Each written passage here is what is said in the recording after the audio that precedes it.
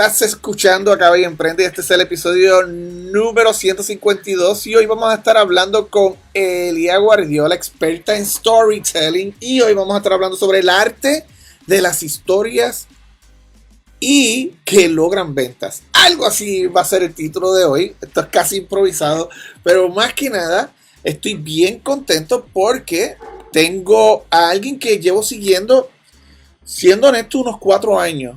Pues repito, no, lo más probable no tan directamente como decir, wow, qué tronco de fan soy, pero siempre me encontraba con el típico video en YouTube o alguna entrevista que ella subía a las redes sociales y siempre tenía como que este cariño de que en algún momento yo la voy a entrevistar. Y hoy se dio, estuvimos conversando hace como mes y medio y me dijo, mira, tú me puedes entrevistar este día y mes y medio luego casi yo, wow, espérate, esta agenda. Me pasa siempre, Tuco. Soy un puto desastre. Todas las entrevistas me pasa lo mismo. Es decir, es como que no sé, los astros se ponen en contra mía. Siempre me salen imprevistos.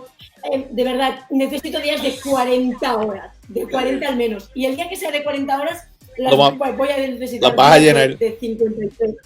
Sí, las vas a llenar. Mira, Elia, háblanos de quién eres, darnos esa introducción para que la gente tenga una idea, ¿verdad? De qué papel tú juegas aquí en las redes sociales y en el mundo de la educación. Vale, escúchame, Tuco, hay alguien que está diciendo que se te escucha un poco bajo. Ok. Contra. Y todos me escuchan bajito, déjenme saber si todos me escuchan bajito, si no puede ser entonces de que no sé ni qué decir, ¿verdad? Por acá yo tengo mi micrófono. O lo voy a... ¿Me escucha bien? Sí, puede ser. No sé si es que... Bueno, vamos a ver. Yo te escucho súper bien. Déjenme saber si soy yo. ¡Se te escucha genial! ¡Ahora se te escucha perfecto! No ¿De veras? nada más. Dale. No nada más. Estate quieto. Ok, pues dale, pues vamos. Sé lo que hice, ya yo sé lo que hice. Continúen, familia. Dale. Elia, dale, danos esa introducción de quién. Gracias a todos los que en Facebook me están diciendo de que se escucha bien. Vamos a poner aquí, saludos, se escucha bien, yo te oigo bien. Qué bueno. Continuamos, dale. Elia, ¿quién eres? Hostias, qué buena pregunta. ¿Quién soy? Bueno, yo hace pocos años que me descubrí realmente. Bueno, yo creo que soy una loca apasionada de todo lo que hago. Si no, no lo hago, porque creo que el otro día lo ponía, ¿no? Si no te hace feliz, ¿por qué lo haces? Y mucha gente, claro, esta pregunta es jodida, es una de esas preguntas mías jodidas, porque para muchos les remueve la conciencia, pero es difícil admitir quién eres y qué estás haciendo en este momento, ¿no? Y yo creo que me costó años descubrir quién era realmente, hasta que, vi que mi talento era comunicar, igual que todos tenemos talentos, absolutamente todos, y una de las cosas que sí descubrí hace pocos años, no muchos, la verdad es que hace poco, es que siendo yo misma era feliz, a pesar de lo que pudieran decir los demás, asumiendo que no puedo gustar a todo el mundo, asumiendo que no puedo caer bien a todo el mundo, igual que no todo el mundo me cae bien a mí, eso es una realidad.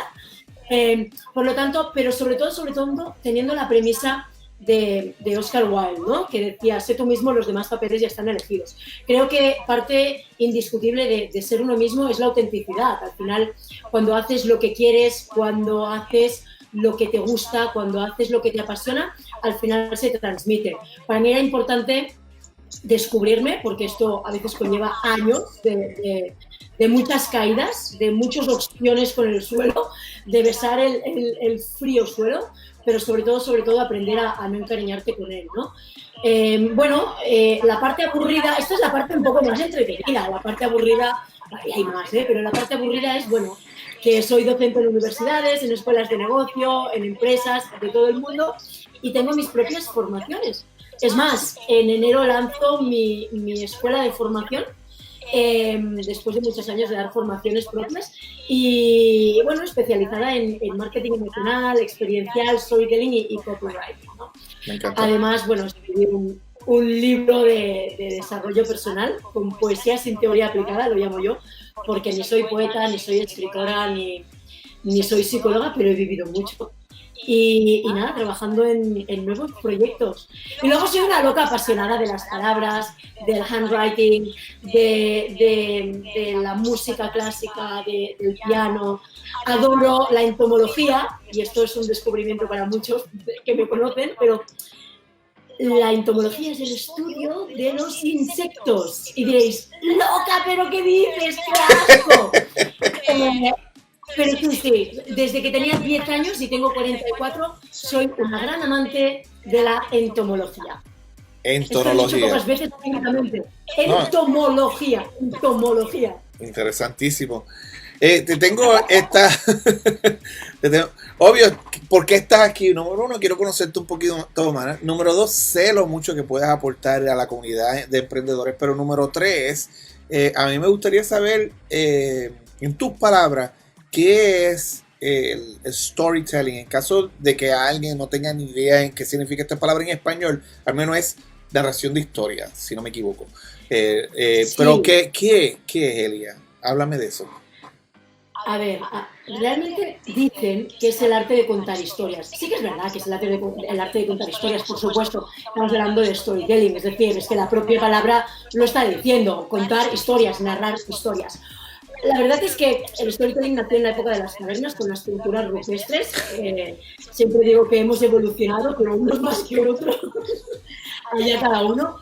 Pero sí que es verdad que en los últimos años se ha convertido en una herramienta súper potente y poderosa para el marketing, la comunicación y la publicidad. Por lo tanto, no es solo el arte de contar historias, sino que es el arte de comunicar a través de las historias, que es muy diferente a contar historias. Cuando tú lo utilizas como herramienta dentro de tu estrategia de marketing y de comunicación, lo que logras es fidelizar mejor al cliente. ¿Por qué? Pues porque creas vínculos emocionales y de ahí también el marketing emocional, ¿no? Antes tú me decías, en el backstage, antes de empezar, me decías, yo te empecé a conocer con el tema del marketing y tal, y ahora ya llevas años más enfocado con el storytelling. Realmente son primos hermanos, Hugo. Son primos hermanos porque yo no concibo hacer storytelling sin marketing emocional.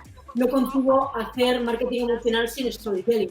Pero igual que el copywriting, al final cuando tú creas un contenido para una campaña concreta, para una publicación en redes sociales, para un artículo en el blog, para un spot publicitario, para un vídeo, para lo que sea, necesitas primero crear un guión, es decir, necesitas crear a través del copywriting esa narrativa, esa historia.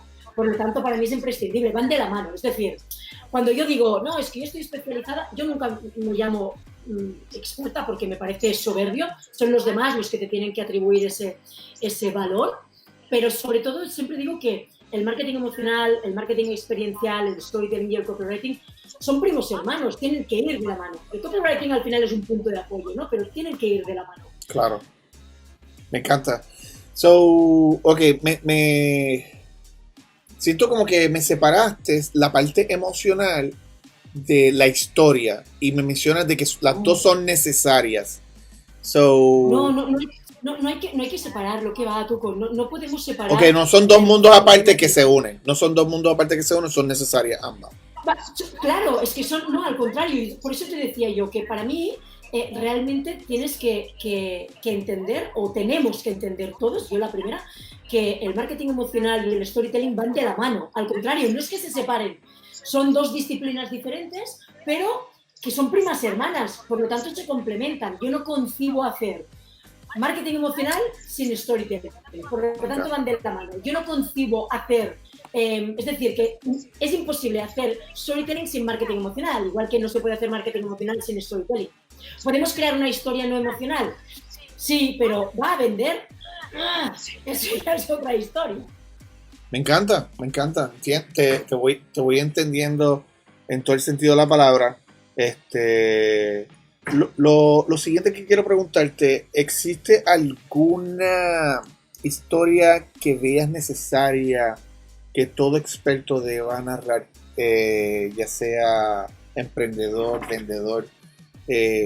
Como decir, tienes un portafolio, tienes una marca personal, siempre dentro de tus estrategias de storytelling, ten esta estrategia. Puedes ver No sé si me estoy dando a Muy explicar. buena pregunta. Sí, sí, sí, es súper buena pregunta. Realmente creo que todos, bueno, de hecho, una de mis tantísimas frases es que estamos hechos de historias, de momentos y experiencias, hechos de serendipia. Serendipia precisamente es mi marca, ¿no? Mi marca personal, Serendipia Claro. Valle de Guardia. Te voy a contar una historia a colación de lo que estás contando y creo que se va a entender mejor. Cuando yo emprendí, siempre digo que emprender es una mierda así de grande, porque es muy jodido emprender, por mucho que digan que no. No, dicen, no, tú emprende, ya verás que bien te vaya ya, hasta que te encuentras con la mierda de emprender, ¿no? Sí. Y tienes que espabilar tú, tienes que buscarte las castañuelas tú, tienes que sacarte las castañas del fuego tú, tienes que hacerlo todo tú, ¿no? Es una mierda, pero compensa, es decir, emprender es una mierda hasta que recoges lo que llevas tiempo sembrando y ni se te ocurre dejar de sembrar. Yo emprendí en 2016 y empecé con una marca llamada Digital Marketing SMM, que dices tú, cabrona, con lo creativa que eres, ¿no te podías haber esmerado un poco más con el nombre? ¿Quién coño se va a acordar de este nombre? O sea, una puta vaina que no se acordaba nadie. Entonces yo estuve 3 años pasándolas muy, muy, muy jodidas. Y yo no vivía, yo sobrevivía de mis ahorros, sobrevivía de un cliente que me pagaba en B. Afortunadamente tenía ahorros, si no es que ni hubiera sobrevivido. Y a finales de 2015, Iñaki Tobar, un buen amigo, me hizo mi primer blog. Y recuerdo que lo llamé Serendipia Valle.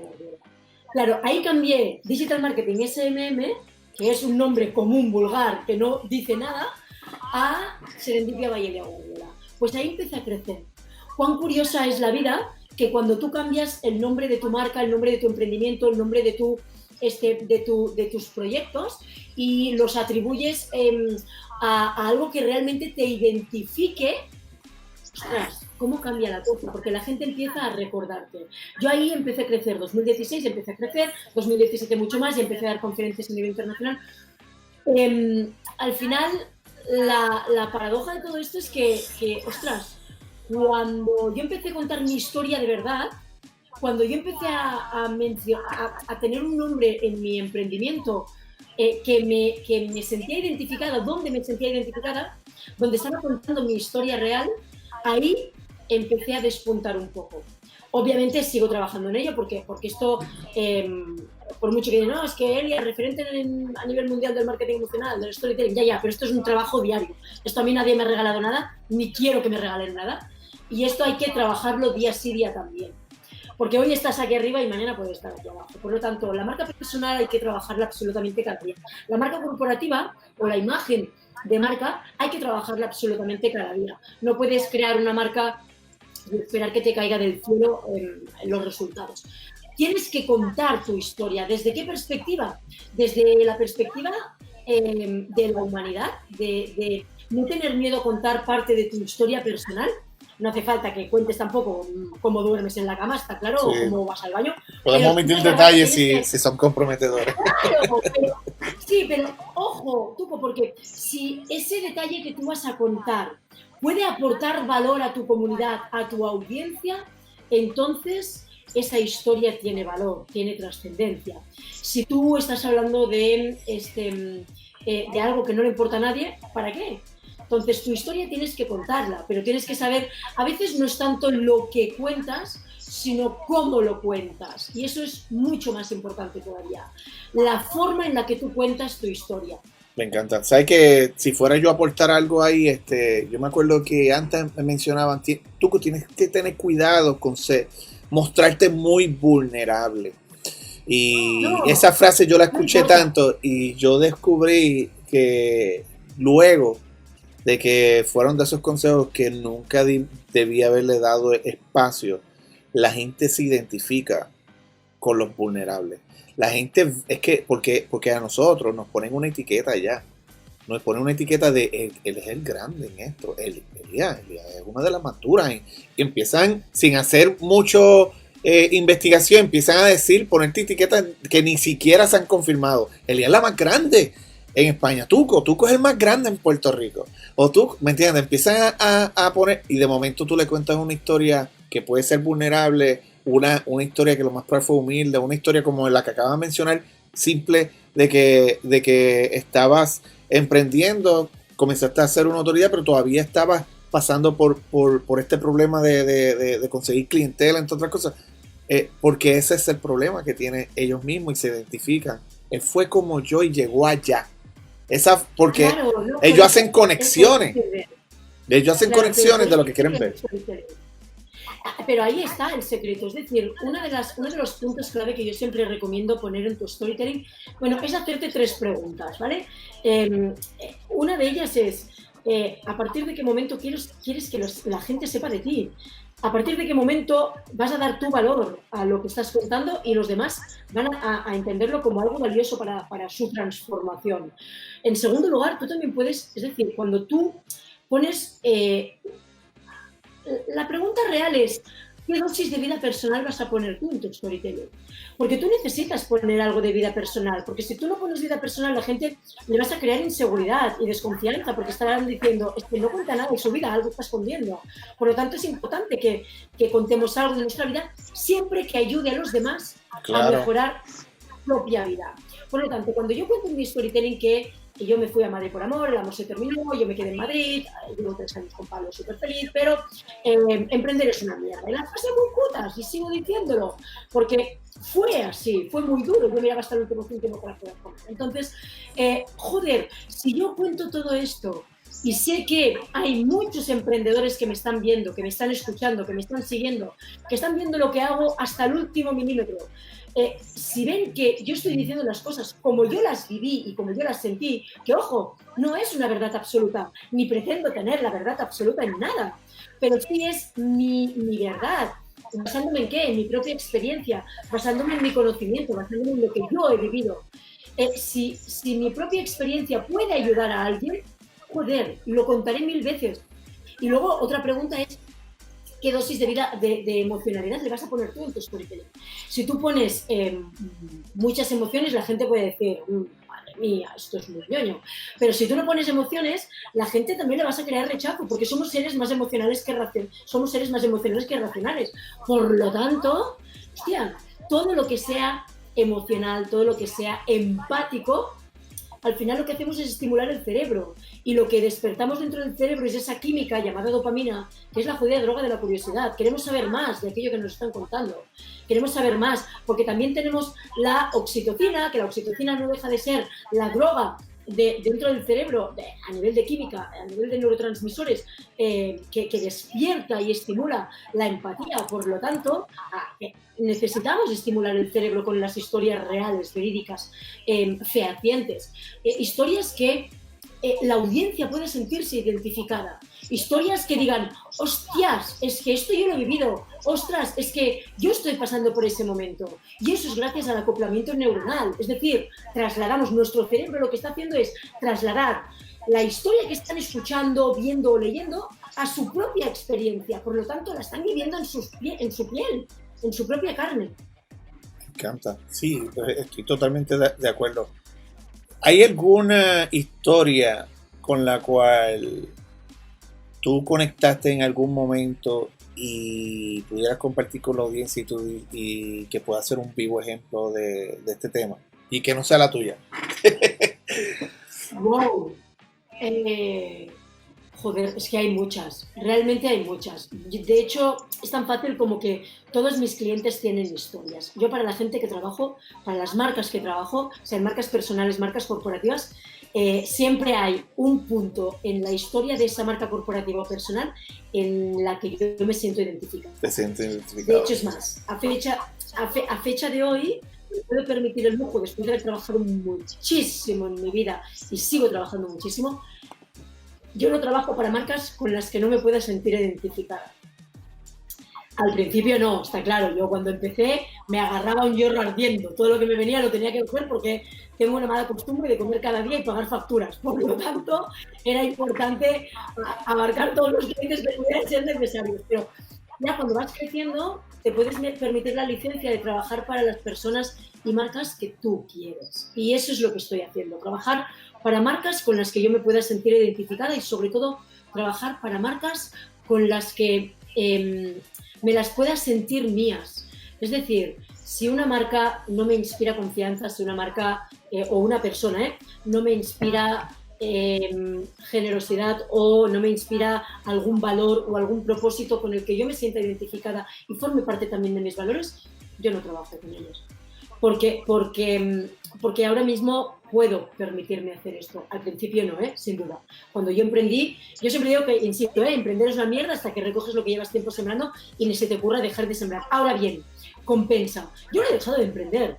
O sea, yo sigo creciendo, pero yo no dejo de emprender. Cada mañana me levanto con ideas nuevas. Es que lo mismo, no tengo vida suficiente para parir todos los proyectos que quiero llevar a cabo.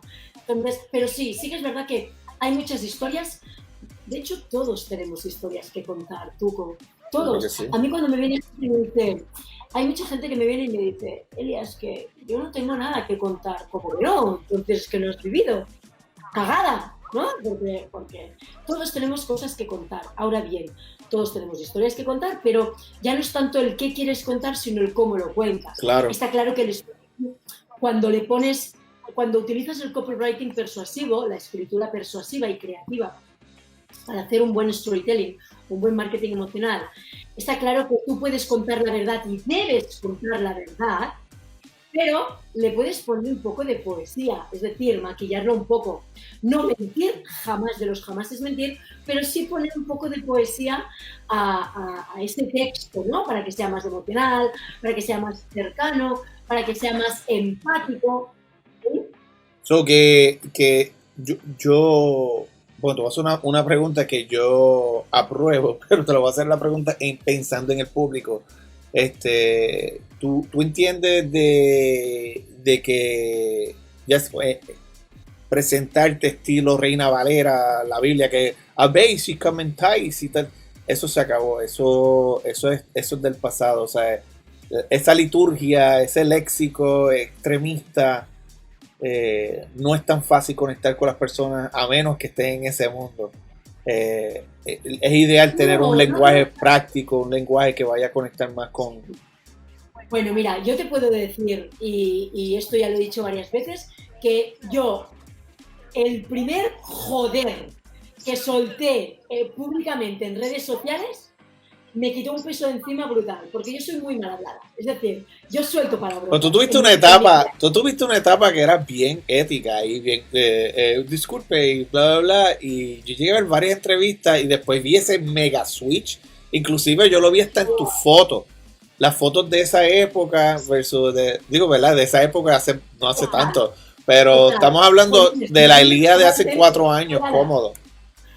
¡Guau! Me tiene totalmente estudiada. ¡Qué bueno! Buenísimo. Sí, güey. De hecho, yo empecé en redes sociales en 2008 con Facebook, realmente, bueno, a ver, Messenger y demás, pero una de las cosas que yo tenía pudor en soltar palabrotas o ser políticamente incorrecta, pero curiosamente y de forma contradictoria, yo tengo mucho carácter y no gestionaba bien a la hora de ser criticada o que alguien dijera algo que no me gustaba, ¿no? Y era como que no estaba enfadada ni mucho menos, pero mi forma de hablar terminó siendo como demasiado agresiva. Y tuve 2 o 3 rifirrafes, 2 o 3 roces ahí, y dije, que una persona me diga algo así puede ser problema de esa persona, pero cuando ya son 2 o 3 es que el problema lo tengo yo. Y ahí hice un trabajo de introspección totalmente conmigo, siendo honesta conmigo misma, y me di cuenta que mi forma de comunicar estaba siendo demasiado agresiva.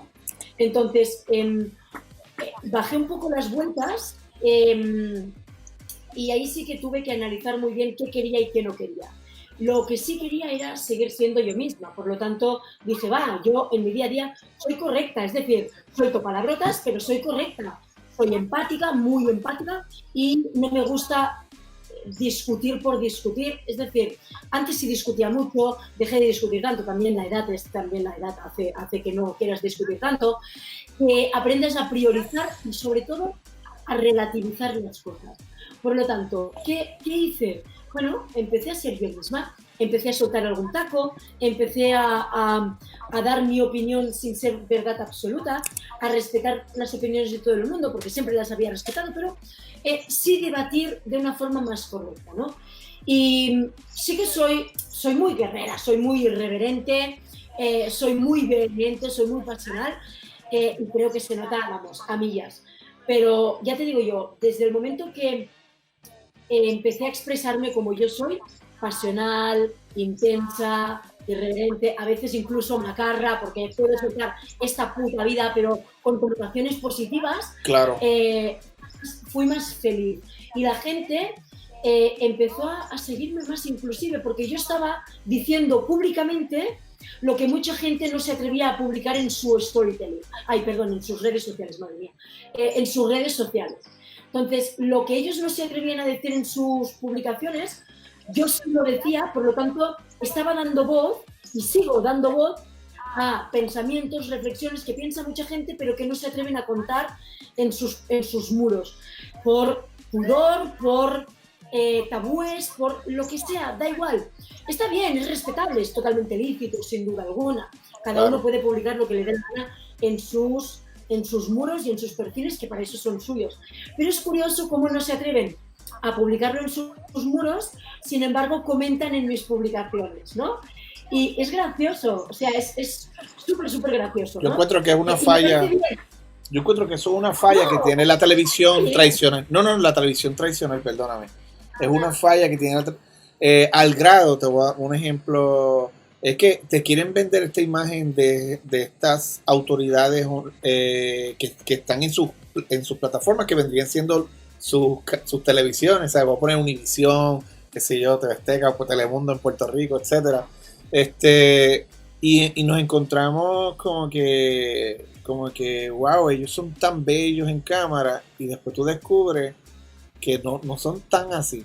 ¿Verdad? Yo estuve en Univisión y tengo que admitir que todos los que yo conozco de ahora son otra cosa impresionante, y es un amor, ¿sabes? Pero a mí me sorprendió la primera vez, un ejemplo, no sé si ustedes conocen a Raymond Arrieta. Él fue bien famoso en Univisión a principios de los 2000, y él lleva en Puerto Rico en programas un montón de años. La primera vez que yo fui a un evento de él, porque él hacía stand-up comedy, habló malo, pero con cojones, y yo estaba como que él habla malo. Llegó un momento que yo pensaba, todos los que están en estos canales deben de ser cristianos porque no hablan malo. Hasta cuando yo veía sus especiales, sus stand-up comedy. Y ese contraste lo provocaba al grado de que había gente que se salían del teatro y pues no decía nada tan dramático. Decía pendejo, decía, ¿me entiendes?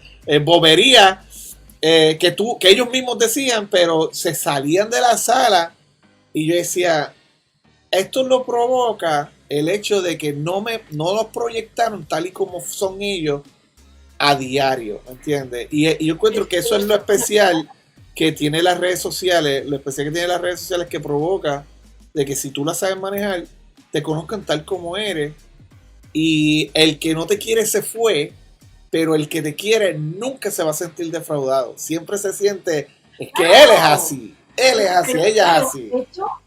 Ya, pero es que mucha gente que me conoce en redes sociales y luego me conocen en persona, me dicen, es que eres igual que en las redes sociales. Y mi respuesta siempre es la misma. Es, hostia, con lo que me cuesta a veces ser yo misma, imagínate crear un papel. Paso, pero, joder, a veces ya me quedo conmigo misma como para crear un personaje, ¿no? Creo que la autenticidad se basa en ser uno mismo, sin dañar a nadie, lógicamente, al menos en la medida de lo posible y de forma consciente, pero sí que es verdad que tenemos que ser conscientes de que las redes sociales, para bien y para mal, son una extensión de nuestra mano, tanto en negocios como en vida personal. Hagamos un buen uso de ellas. A mí me hace mucha gracia cuando la gente me dice, es que Facebook es el demonio, no sé qué. No, Facebook no es el demonio, ni Twitter, ni TikTok, ni Instagram, ni Twitter, ni LinkedIn, no son el demonio. El problema es que hacemos un mal uso de ellas. Es decir, no hay redes sociales buenas o malas, sino usuarios que hacen un buen uso o un mal uso de ellas. Punto. Yo, por ejemplo, todas mis publicaciones en redes sociales, en Facebook, en Instagram, en LinkedIn, en todos los lados, son públicas. Todas. ¿Por qué? Porque si yo no quiero que sepas algo, o la comunidad o la audiencia mía no quiero que sepa algo, no lo publico. Punto, pelota. Es así de fácil. O sea, dejémonos de pendejadas, de ay, es que me han descubierto, es que han sabido, coño, no haberlo publicado. Ya está. O sea, al final es, ¿Cómo vas a gestionar tú tus redes sociales? ¿O qué imagen quieres transmitir tú en tus redes sociales? A mí me costó años, sinceramente. Metí mucho la pata. O sea, hice unas cagadas en redes sociales y no me arrepiento porque me ayudaron a aprender muchísimo. Pero ahora mismo, ¿quién soy yo en las redes sociales desde hace 4 o 5 años? Hostia, esa soy yo. Y a quien le guste, bien, y a quien no, la puerta de mi casa es tan grande para entrar como para salir. Y lo tengo clarísimo. Claro. Insisto, no se puede, hay que asumir una cosa en esta vida, sobre todo en redes sociales, y es que no podemos gustar a todo el mundo, no podemos caer bien a todo el mundo, por la sencilla razón de que a nosotros no nos cae bien todo el mundo, ni nos gusta todo el mundo, y seguimos viviendo. Y esas personas que se suscriben de nuestra newsletter, que nos dejan de seguir, maravilloso, muchas gracias, porque están haciendo filtro natural, o sea, segmentación natural, orgánica. Ya, punto. La gente que deja de suscribirse en tus newsletters, que muchas veces es como ¡oh, se han dado de baja! ¡Qué horror! ¡Qué drama! ¿Qué coño me estás contando? Te están haciendo un favor, ya no los tienes que quitar de las listas. Porque a lo mejor puede ser por dos cosas. Uno, porque a lo mejor tus contenidos no les interesan. O dos, porque tus contenidos ya los están viendo en otra plataforma. O sea, así de fácil. Lo opino igual. Errores comunes que tú ves en esta práctica entre ya sea vendedores, emprendedores, entre otras cosas. Errores como querer hacerlo todo ya, sin estrategia, sin plan, sin nada. Yo creo que una de las cagadas más grandes es precisamente esta. Pensar que de hoy para mañana vamos a tener un montón de clientes. Esa sería la segunda. Tercera, no pedir ayuda. Yo tengo una de mis debilidades es precisamente el delegar. Yo aprendí a delegar el año pasado, imagínate. Sí. Dentro del marketing, empecé sola y era todo, bueno, yo puedo, superwoman, y cada año caía enferma 2 veces por el estrés. Y el año pasado, este año de hecho, el año pasado ya creé equipo, este año ya tengo más equipo aún y estoy encantada de la vida. Y para el año que viene voy a tener más equipo todavía. ¿Por qué? Porque al final uno se tiene que dedicar a lo que se tiene que dedicar. Es decir, si yo tengo que crear contenidos, formaciones y conferencias, me tengo que dedicar a esto. Y mi diseñadora me tiene que ayudar en los partes. La redactora me tiene que dar un punto, las 2 redactoras me tienen que dar un punto de apoyo. La de audiovisuales me tiene que crear la edición de los bla, bla, bla. Pablo tiene que hacer el SEO, mantenimiento, desarrollo web, bla, bla, bla. Al final tienes que ir creándote un pequeño equipo y poco a poco irás creciendo. Si te lo quieres comer todo, o sea, si tú pretendes hacer la receta, cocinar la receta, comer la receta y encima vender la receta, vas a terminar enfermo. Me encanta. Ya, esto lo tengo clarísimo. ¿Sabes que yo tuve ese problema? Nosotros le hicimos te quemaste. Improvisación de los directos, que tengo a Freud que quiere entrar, un momento. Dale, vamos a conocer a Freud entonces. Pero mira, más que nada, a los que están... Me lo has encerrado. Ok. Os cuento lo que acaba de pasar, Mira. Freud, mi pequeño mamut de 4 patas y 40 kilos, Pablo estaba en el despacho de al lado y estaba en una reunión y Freud, el peludo, estaba entre los 2 despachos con las puertas abiertas y estaba rascando mi puerta y dije, vale, voy a abrir y así lo conocéis. Pero Pablo ha sido más rápido y lo ha encerrado en su despacho. Ok. Perro gato, es perro gato. No, un perro de 40 kilos. He dicho 40 kilos, como sea un gato de 40 kilos. No, está bien. No, esa parte no la vi. Mira, quiero hacer iba a hacer una aportación. Estaban mencionando algo y para el carajo se me olvidó. Si la audiencia me lo acuerda, ¿qué fue lo último que estábamos hablando ahora mismo? Yo estaba hablándote de que yo tenía equipo, es decir, yo tengo equipo. El problema es cuando tú compras los ingredientes, cocinas los ingredientes, te comes los ingredientes, la receta, la comida, encima quieres venderla. Al final caes enfermo, en serio. Claro. O sea, Aquí en Puerto Rico le llaman te quemaste. Ya, si tú trabajas mucho, llega un momento, te quemas. Y a mí me pasaba eso mucho en la fotografía y yo aprendí de que yo siempre quería, yo soy un ambicioso, positivamente hablando, de que yo quiero siempre ser el mejor en lo que hago. Nunca se lo restrayo a mis colegas, ¿verdad? Lo digo con mucho cariño, pero también les tengo un cariño increíble a lo que están haciendo, pues somos muy poquitos para la cantidad de público que existe. Pero yo siempre quiero ser el mejor en lo que hago y descubrí en mi primer negocio exitoso, que fue fotografías de boda, de que todas las autoridades grandes no editaban. ¿Y tú qué? Y espérate, tú eres fotógrafo y tú no editas tus fotos. Después yo llegué a ver un documental de Andy Warhol y Andy Warhol siempre hacía la primera pieza, pero todos los duplicados lo hacía su equipo. Y yo, ¿qué? Que lo más probable alguien compró una pieza que salió en ciento y pico de mil, 200 y pico de mil dólares, $1,000,000 más y no la tocó él. Y así sigue un momento. Es una cara, ¿eh? Eso también es un poco cara. Pues, pero entonces descubrí que nosotros como empresarios sí tenemos que delegar. Y descubrí de que la idea principal es la más valiosa. Un ejemplo, yo saqué la foto. Un ejemplo, yo vine con la idea del curso, del programa, etcétera. Pero yo no tengo que editarlo, yo no tengo que estar grabando. ¿Me entiendes? Yo me puedo grabar, pero porque eso es la parte esencial. Yo tengo que, en aquel entonces tenía que sacar la foto porque me estaban pagando para que yo estuviera allí. ¿Me entiendes? Después cuando aprendí a delegar, que llevo yo como 3 años con esta práctica, 3 años y medio, y tengo un equipo de 12 personas hasta el momento. El otro problema que tuve, esto en caso de que alguien me escuche y esto le va a ser de alto valor, ¿verdad? Y aporta a la clase que estamos brindando dentro de la entrevista, es que después me molestaba si no hacía las cosas bien y alguien me dijo, ¿cuánto tu tiempo llevas en aquel entonces de fotógrafo? Yo como 12 años. Y vienes 12 años. ¿Y cuánto tiempo tiene tu artista gráfico como editor? 1 mes. Y vienes y tú quieres enseñarle algo que te tomó a ti 12 años y que él lo aprenda en 1 mes y te molesta porque él ha hecho mucho más que tú en ese periodo de 1 mes. ¿Me entiendes? Y entonces eso fue una gran lección que aprendí, es de que seamos pacientes, de que estamos enseñándole a alguien en tiempo récord lo que a nosotros nos tomó años. Y lo otro que aprendí es, luego de que tú le enseñes, tú tienes que buscar la manera de emular en esa persona una copia exacta de quién tú eres. Y eso es un líder. Claro, totalmente. Y ese es uno de los problemas. Cuando eres asquerosamente perfeccionista, meticuloso.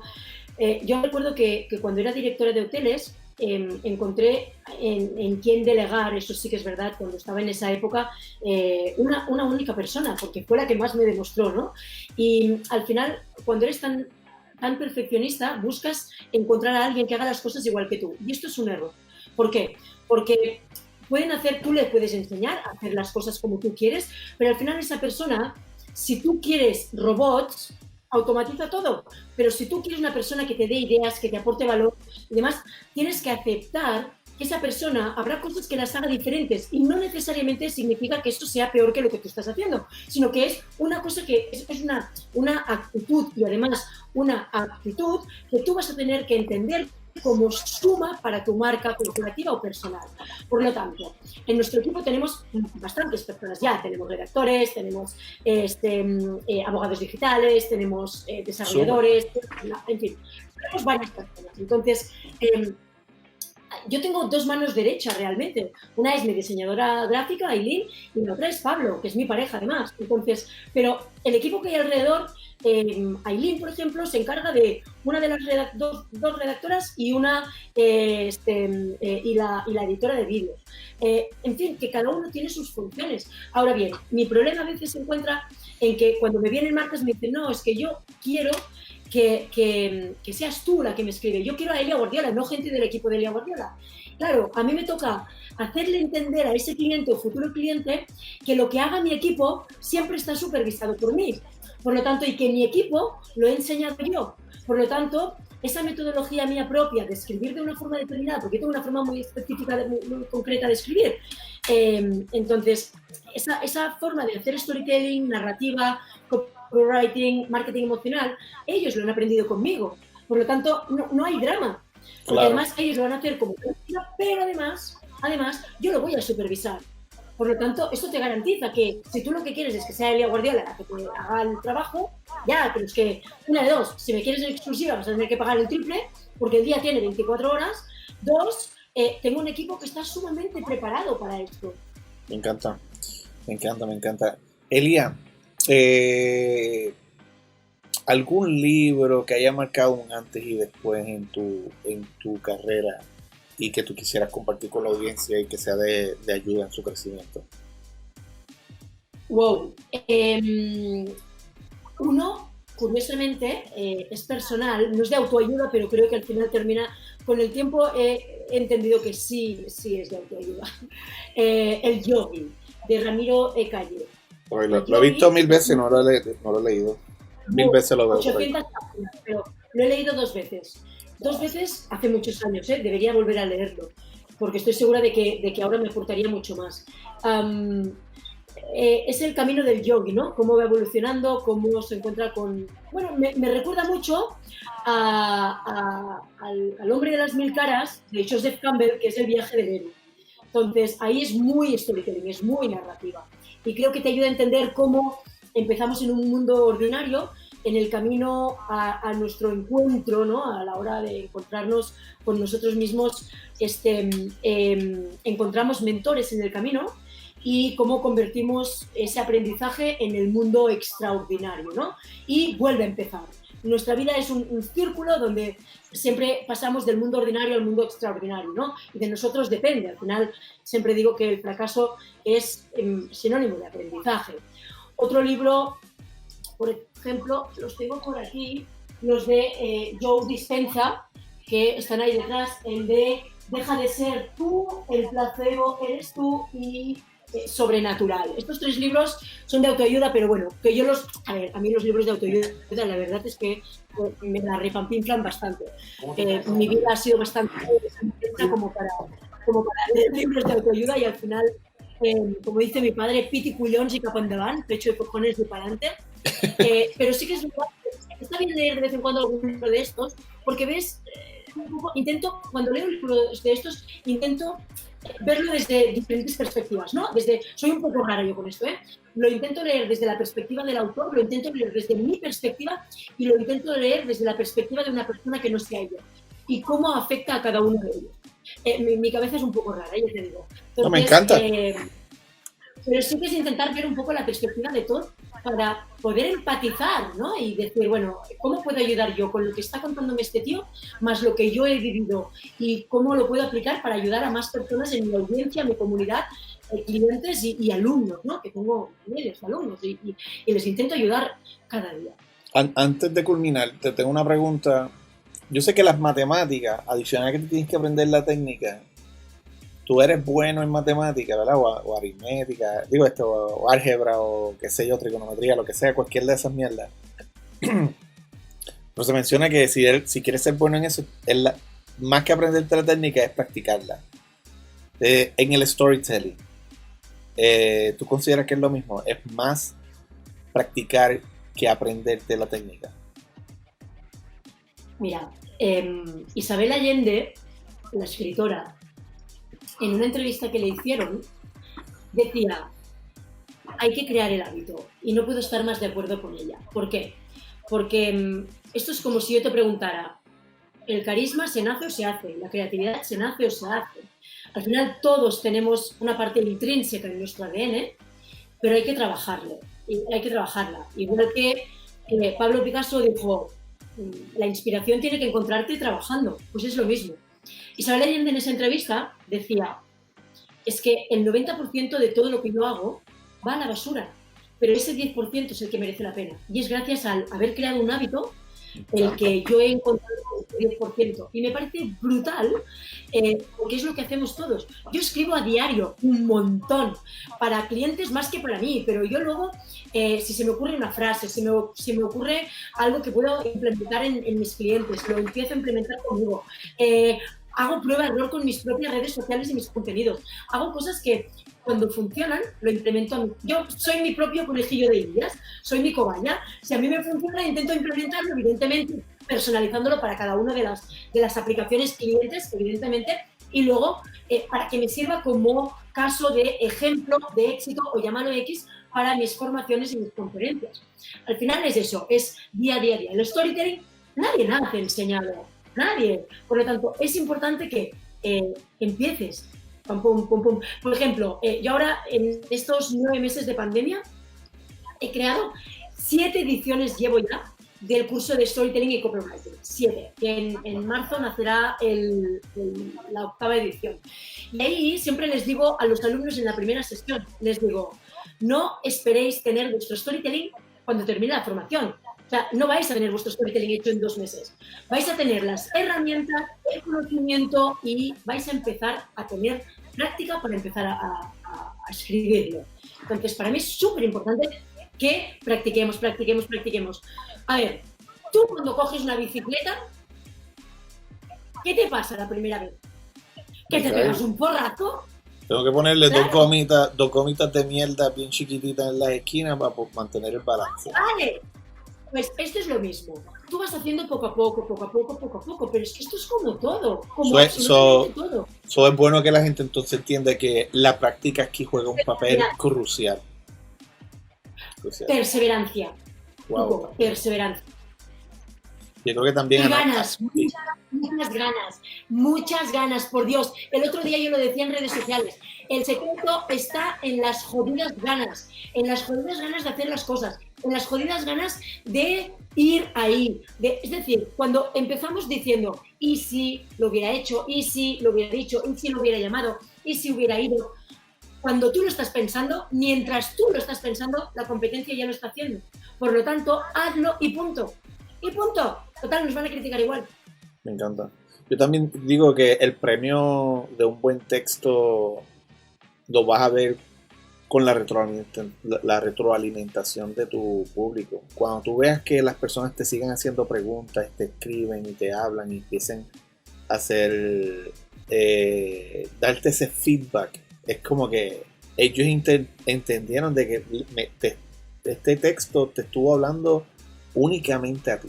Es como si no existiera más nadie y solo tú. Totalmente. Antes lo decías tú, es que, wow, ¿no? Ya no sirve el que pongan, comentan en los comentarios, ¿no? Escriben en los comentarios. Yo, por ejemplo, pongo, me encantaría saber tu opinión, o me encantaría saber qué piensas, básicamente. Sí, o estás de acuerdo conmigo, ¿me entiendes? ¿Sabes? Como que, o ha pasado por algo similar y claro, le abre la puerta de que, espérate, yo quiero decir mi historia. No, les das permiso para que entren en tu casa. Me encanta eso, me encanta. Bueno, tengo un problema y es que estamos terminando, pero deseo que las personas que están ahora mismo aquí sepan dónde conseguirte, y obvio voy a dejar los enlaces en la descripción de este video. Pero, ¿dónde podemos conseguir a Elia Guardiola? Wow, en mi web, eliaguardiola.com, en mis redes sociales, que estoy en todas ellas, habidas y por haber, como Elia Guardiola, súper fácil. Y luego, bueno, pues la escuela, ya lo digo públicamente, porque es una realidad, ya hemos creado las redes sociales, pero todavía no las hemos ni lanzado oficialmente, imagínate. La escuela se llama Escuela Story Emotion. Y van a hacer, el lanzamiento va a ser en enero. Ya estamos preparándolo absolutamente todo. Va a haber como, 10 formaciones con sistema de membresía para que no sea tan costoso, para que tengan oportunidad de hacer más de un curso. En fin, la comunidad que tengo de Story Content son todos los que nos están escuchando y viendo más que bienvenidos. Me encanta. Bueno, a todos los que se conectaron, gracias por ser parte de esta entrevista. Me la disfruté. Yo sabía que esto era lo que iba a pasar. Y nada, gracias por un nuevo episodio más de Acaba y Emprende. Chau, chau.